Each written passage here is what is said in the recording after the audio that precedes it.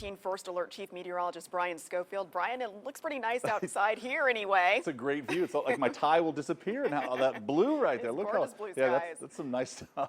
All right, take a look. So far, so good across the valley. We told you there would be some changes on the way, but mostly those changes will be warming things up, if you're ready for that. So look at these. This doesn't look like a warm-up, does it? 77 right now, Pahrump, 78 McCarran. We told you we'd get a little reinforcement of cooler air to keep the temperatures from warming up too much this week, but by the weekend, that will certainly change. We look very good right now.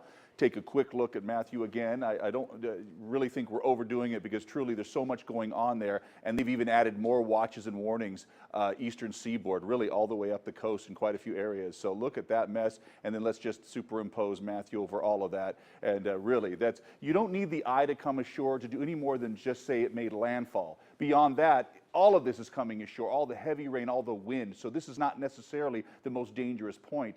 Make that a little clear for a lot of folks who have been emailing me saying, does it really matter that much? It matters just to say it made landfall, which it will probably do a few times before it's all said and done. Let's say a few more times than it already has. So for us, we're going to enjoy some pretty nice weather for the next day or two or three.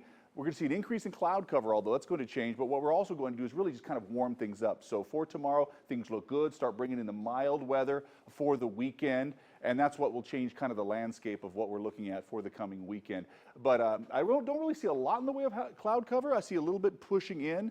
But even the chances for rain seem like just a small chance. Seem like we're just dealing with very isolated stuff. So I'm still going to mention it, but I'm not going to try to oversell it too much because I just don't see that being a big deal. But you're getting a load of the numbers right there. Upper 80s to lower 90s. So a warm up through Columbus Day. This would be the day if we see any rain at all, it would be then.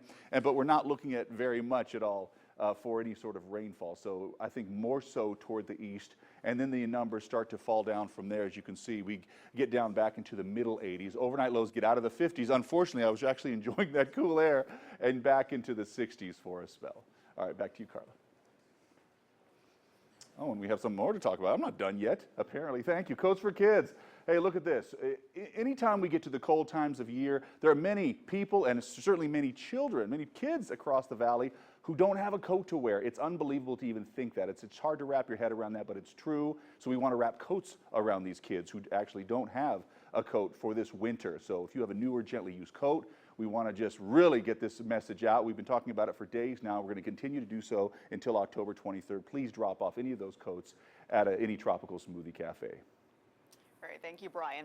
And